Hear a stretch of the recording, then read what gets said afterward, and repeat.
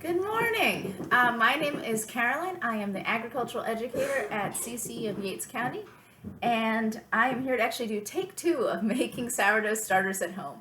Take 1, we've got a little distracted yesterday working from home with kids, but luckily I have my very extra special assistant Melly here to help me today. Say hi. Hi. And we're going to talk to you about making sourdough starter. You like making bread, don't you? Yes. Does it taste good? Yes. Oh, good. Okay, well, we make our bread recently with sourdough starter. I started doing this a few years ago. We had a really wonderful workshop with Boutard-Hunt, who was a chef at Fox Run, and Mary Hal Martins of Lakeview Organic Grains, and they came and taught us all about flour and how to make your own sourdough bread at home. And Brood very generously provided everybody with a starter. I managed to kill it after about a year.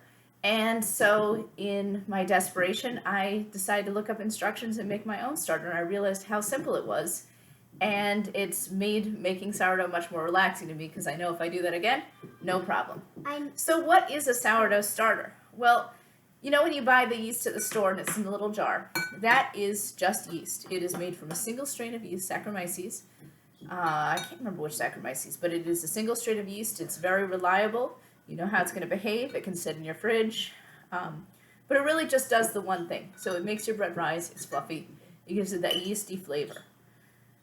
A baker's yeast is actually a really new invention. It's only been around about 150 years, which in baking is not long at all.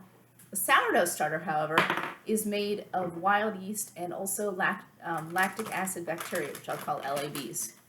So LABs produce, you guessed it, lactic acid and a little bit of also acetic acid and some other compounds when they ferment, which is what gives sourdough bread and things made with a starter that really complex flavor that's really unique to the area.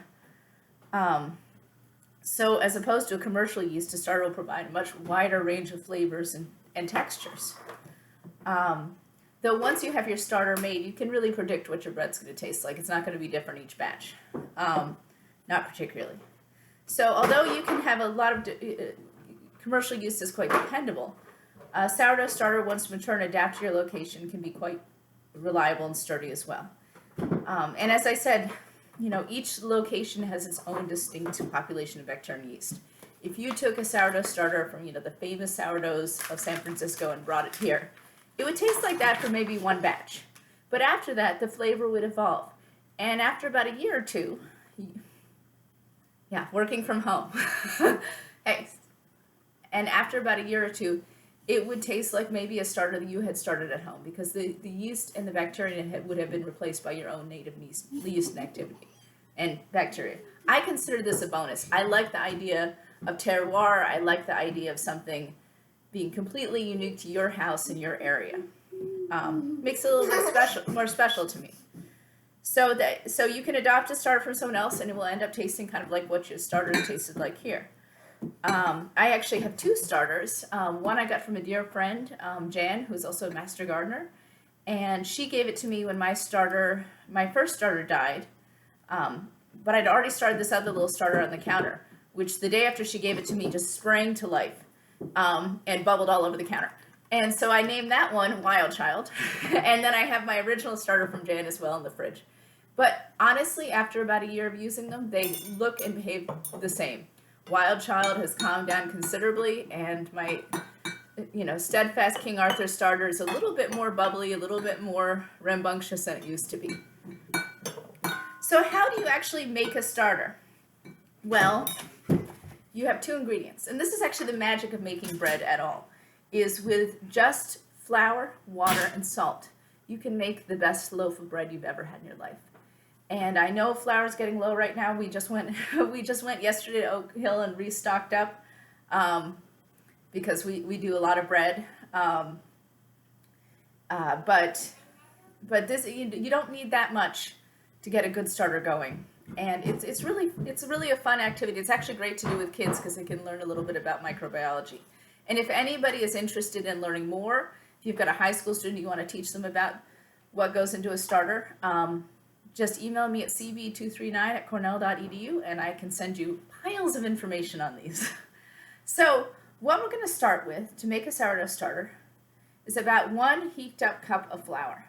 Now, I'm going to use my scale because I hate measuring in any other way. I'm using a cup measurement just so you can see, but I tend to spill flour everywhere. This way I don't have to sift, I don't have to scrape off the top. It makes my life much simpler. So what we're really looking for, if you're using a scale, is about 5 ounces of flour. So I'm really wishing I'd used the bowl. Now we're going to put that in here. And I'm trying to find my little part that I thought was right here. Aha, funnel. Jam funnels are really handy for this. So this is my funnel I use for my preserves. And I can just dump the flour in there without it going everywhere. My husband will be very happy later. Now I'm using all-purpose white flour. If you'd like to get your starter going a little faster, it helps to have a bit of bran. So I also have, and this is this is my last bag of whole wheat flour, so I'm being very careful with it right now. This is sprouted wheat flour. I really love it, but any whole wheat flour should work. So you could do 50% whole wheat flour, 50% white flour to start off, and that will get your starter going a little faster, because what you're doing is you're populating. There's yeast spores and there's there's lactobacillus everywhere in the environment, but especially on bran. So this is giving it a little bit of inoculation to your flour. I don't use bleached flour. That's been treated. You're not going to get quite the same quick response from that, from what I've seen and read. Now we are going to add to our 5 ounces or heaped up cup of flour, about 2/3 cup of water. Now you can hear me filling that up at the sink. This is another controversial in the bread world decision. A lot of people will not use tap water for their bread dough. We have a carbon filter, and I haven't seen it cause any issues with my starter, so I just use it straight out of the tap. If you have a heavy chlorine concentration in your water, you may want to leave the water out for a day or boil it and then let it cool down before using it. If you use chlorine to treat your water, that should do it. If you use chloramine, that does not boil out as easily. And in that case, you may, if you're not getting good results, you may just try to use bottled water. So that will work great. Distilled water will work fine, and it won't have the chlorine in it. So I'm pouring this in, and of course I bravely just poured it in without actually looking at the measurement, but you'll get the idea. And I'm going to mix this up. I use a knife because it's a lot easier to clean afterwards.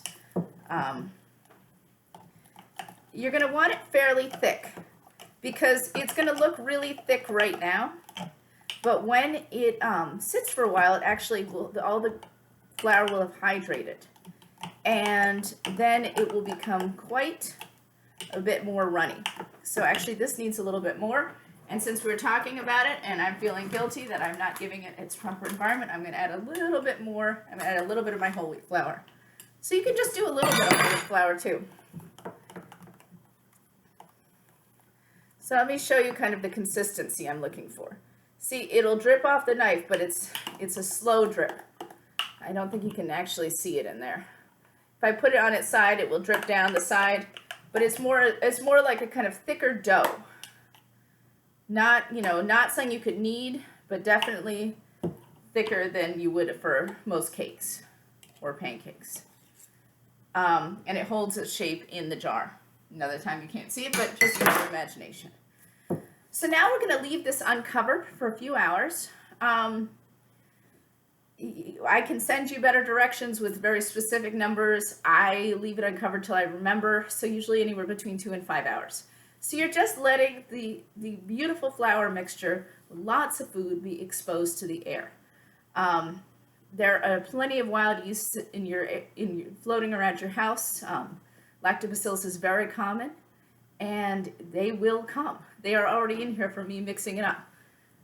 But it just allows more species, more things to get in there. And then I cover it up so it doesn't dry out. I have these great little tops that I use on my canning jars for everything, which is why I'm using a pint-sized jar, because all my quart-sized jars are filled with random stuff in my fridge. But I just pop it on, and I don't put it on all the way. And then I'll just leave this on the counter for a day. Now here's one I made yesterday, and you can't see, I don't think, but you can kind of see. Can you see the bubbles starting to form? This is almost ready to be fed. And for the purpose of this demonstration, I'm just going to feed it really quickly for you guys. So the next step with the starter is I'm taking out all but 2 ounces. So actually what I'm going to do, because I'm here, and we're going to use it's going to be a little simpler, is I'm going to tear my scale, and you'll see how this is a real blob now. Now, what is happening inside this? I'm going to get my 2 ounces out. Let's see, I think that's about 2 ounces. Let's see how good I am at eyeballing. Oh, 4 ounces. See, this is why I shouldn't eyeball.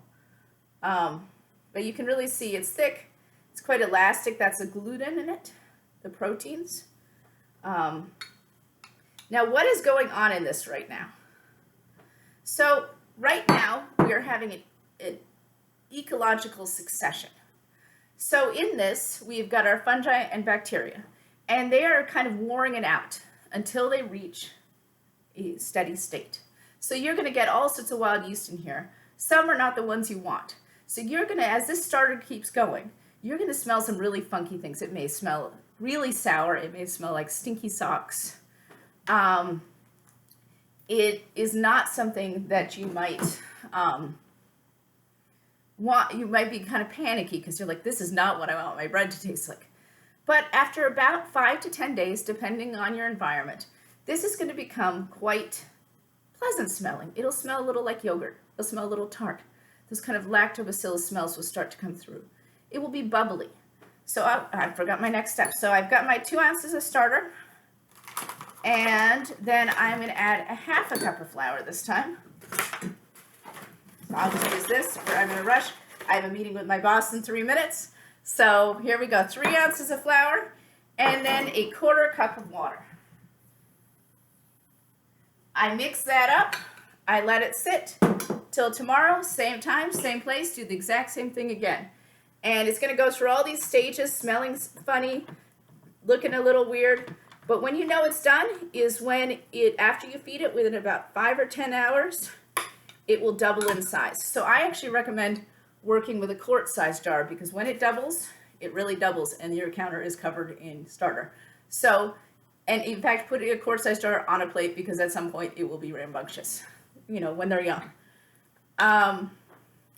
So you keep feeding it like this for about a week. And in about a week, you're going to have a beautiful, bubbly, kind of lovely smelling starter to work with. Then you feed it a final time and you throw it in the fridge. After that, it's really easy to maintain. You take it out once a week. I usually do it Fridays. I make bread on Sundays. So Sundays I take it out Saturday morning. I discard half the starter in the jar when I'm making bread. And then I stir in 1 cup flour, a half a cup of water to the remaining. Let it sit out a couple hours, put it back in the fridge. Next day when I'm ready to make bread, I pull it out and let it sit for a couple hours before I make bread to kind of wake it up again. But that's really all there is to it. If I'm not going to use it that week, I do the half cup flour, or I even will do the same recipe and just put it in the fridge right after I feed it. That way it goes through its food more slowly. There's a lot more interesting stuff about starters. I highly recommend you going out and learning some more, or email me at cb239@cornell.edu, and I'm happy to help you out. Thanks.